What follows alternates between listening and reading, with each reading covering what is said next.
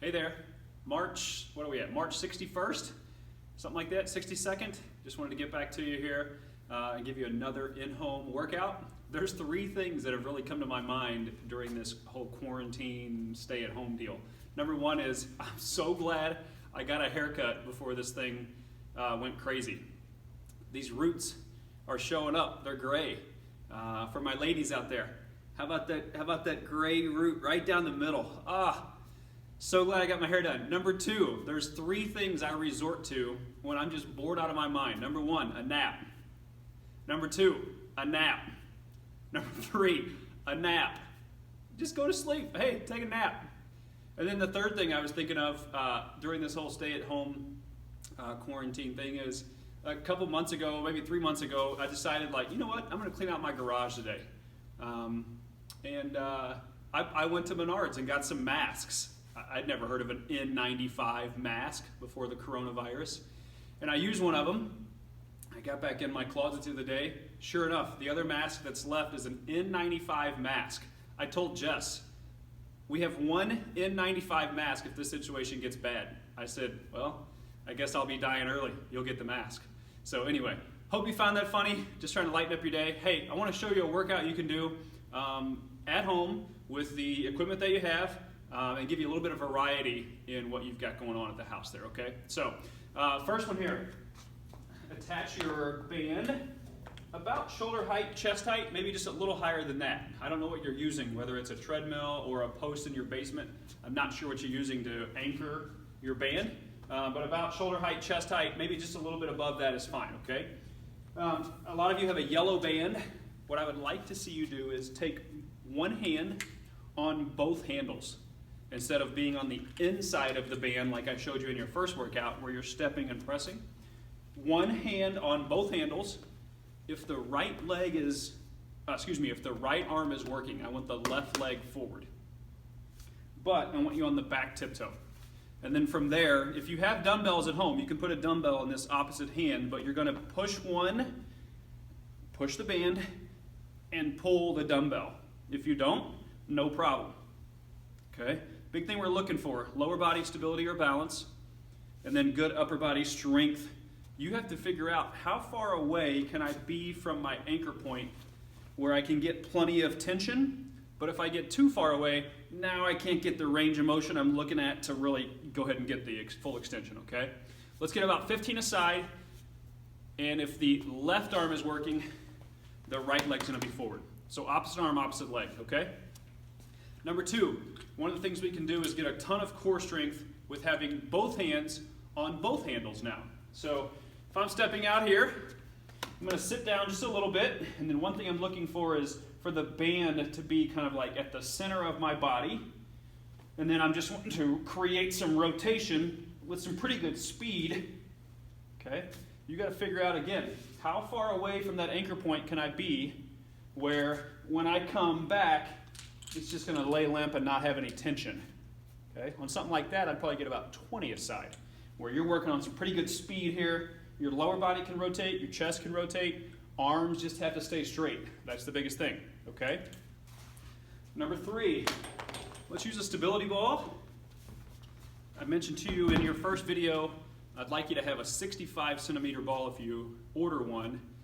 55 centimeters is a little small, 45 is definitely too small, and 75 centimeters is probably going to be too big, okay?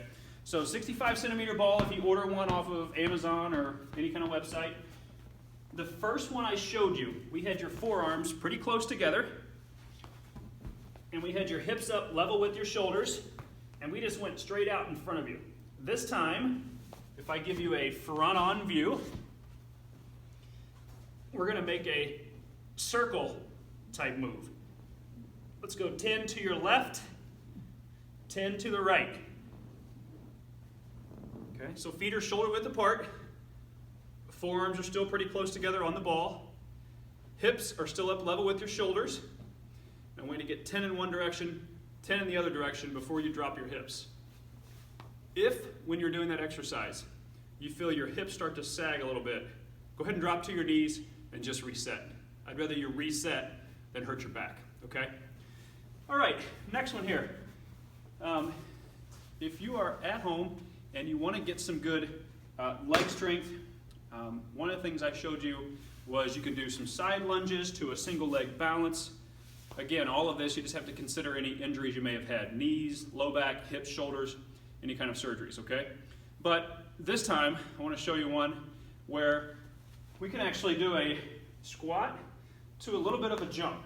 Squat, jump, squat, jump, okay? Big thing I'm looking for here is posture stays up pretty tall.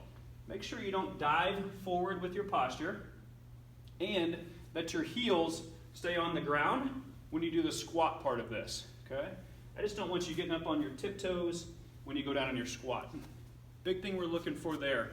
If you've had any kind of knee replacements, hip replacements, just put a bench or a chair behind you there, something that you can kind of sit down and touch, so you've got some kind of confidence that you're sitting down to in case you were to lose your balance or anything like that. But if you're healthy, just looking for an air squat with a little bit of a jump, okay?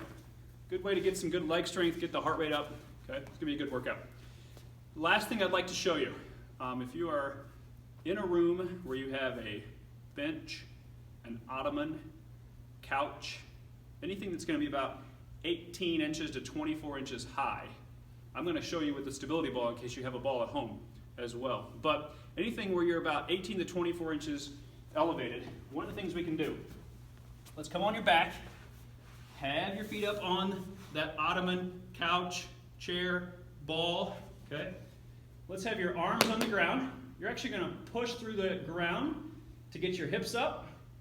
As you look at this, my shoulders, hips, knees, and ankles are in a pretty straight line, okay? So that's your starting position. I've got the ball basically underneath my heel and my Achilles tendon, some of my calf. Hips up, pull that ball straight in if you've got a ball, straight out. If you don't and you're just on the couch or the chair, let's bring your leg to about 90 degrees and let's just see you drive your hips up as high as you can. Make sure you're squeezing the glutes hard, okay? If you start to feel a Charlie horse or any kind of cramping in your hamstrings, they are dominating the exercise. Got to squeeze the glutes a little harder.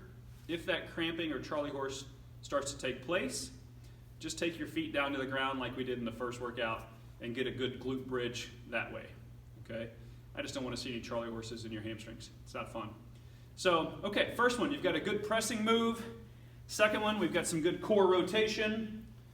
Third one, we've got some good core work with that stirring. Fourth one, you've got a really good way to get your legs strong, create some lower body power, get your heart rate up. And then the last one I just showed you there, getting some good hamstring and glute work, okay?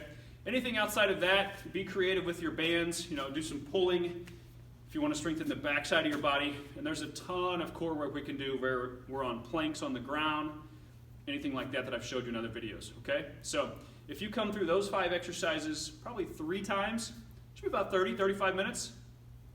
And again, use the dynamic warm-up that I showed you from the first video where you're hugging your leg, bringing the feet up, okay? Make sure you do the dynamic warm-up first.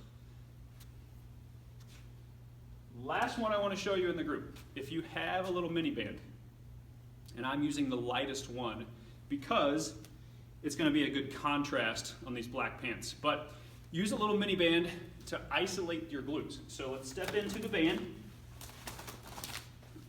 The first one I showed you, we had the band down around the ankles and we were working on some side to steps. I think I went forward each direction. This one, I'd like to have the band up just above the knees, about 1 inch, okay? And if you can get the band to sit square or flat on your knees, your quads, that's gonna be the best way to do this. I just don't wanna see it rolled up like a tourniquet, okay? I'm gonna give you a side view. Just grab something to hang on to for balance.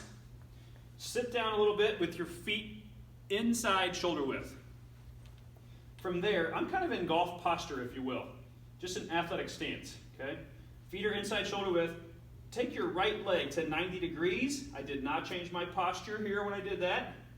Keep this at 90, and let's work on pulling the knee straight out to the side to get a ton of glute work. If I give you a face-on view, got my arms across my shoulders, legs at 90 degrees, Just really getting some good single leg stability on this side and good glute work on that side that's pulling out, okay? Anything I've showed you today, pushing, other than the stirring, let's get 15 reps of each, okay? So 15 reps with the right arm, 15 reps with the left arm, 10 stirring each direction, 15 of the glute bridges with your feet up on a couch, chair, ottoman, or the ball, 15 if you're pulling the ball in with your heels, getting your hamstrings and glutes, 15 per side if you're getting some good glute work, and then on the air squats, let's get 15 squat jumps, okay? Should be a good workout for you if you go through it 3 times, 30, 35 minutes. Enjoy.